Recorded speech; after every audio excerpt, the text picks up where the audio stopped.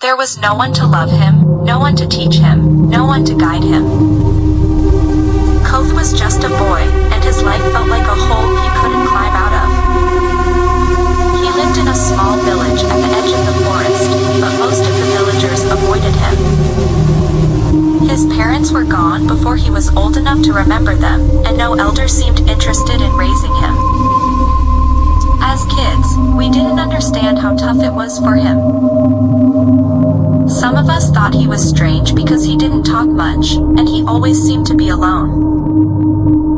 He would wander through the village with bare feet, his clothes worn and torn, and his eyes always looked sad. I was scared of him, to be honest. But there was something about Kofi that none of us could see back then. Something quiet, but strong. One day, a terrible drought hit our village. The sun was hot and the crops withered. Water became so scarce that even the animals were weak and thin. Our elders held meetings, the spiritual leaders prayed, but nothing seemed to work. People were scared. I remember my own father, usually strong and brave, sitting by the fire at night, looking worried. There was nothing anyone could do. Then something strange happened. Kofi, the boy no one paid attention to, started visiting the riverbank every day, walking deep into the forest, staying out long into the night. At first, no one noticed, but I did. One evening, curiosity got the better of me, so I followed him. I expected to find him doing something weird, like talking to trees or some nonsense. But what I saw was different. He was clearing away the debris by the river.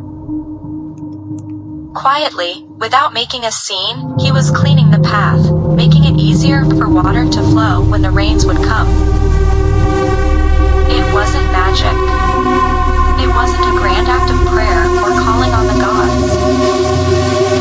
It was simple. He was just doing what made sense, something no one else thought of. I didn't tell anyone because, to be honest, I didn't think much of it. But Kofi kept at it. Day after day, he worked on the path, making sure the water would have a way back to us when the time was right. And then, after weeks of dryness and fear, the rains finally came. When the water flowed back into the village, it flowed fast and clear, filling our wells and saving our crops. The elders were stunned. No one knew how it happened so quickly or so perfectly. It was only later that I told them about what Kofi had done. That was the day everything changed for him and for all of us.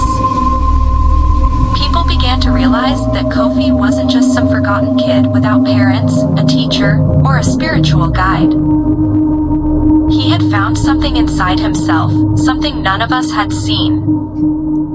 He didn't need someone to show him how to help. He didn't need someone to tell him he was worthy.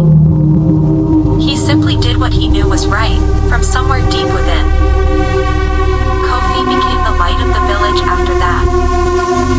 People began looking up to him, asking him for advice, even though he never asked for any of it. And me? I learned something important. Being good or great doesn't come from what we're given by others. It doesn't come from being taught or being praised. It comes from inside us, from our own choices, our own quiet strength. Kofi taught me that, without ever saying a word.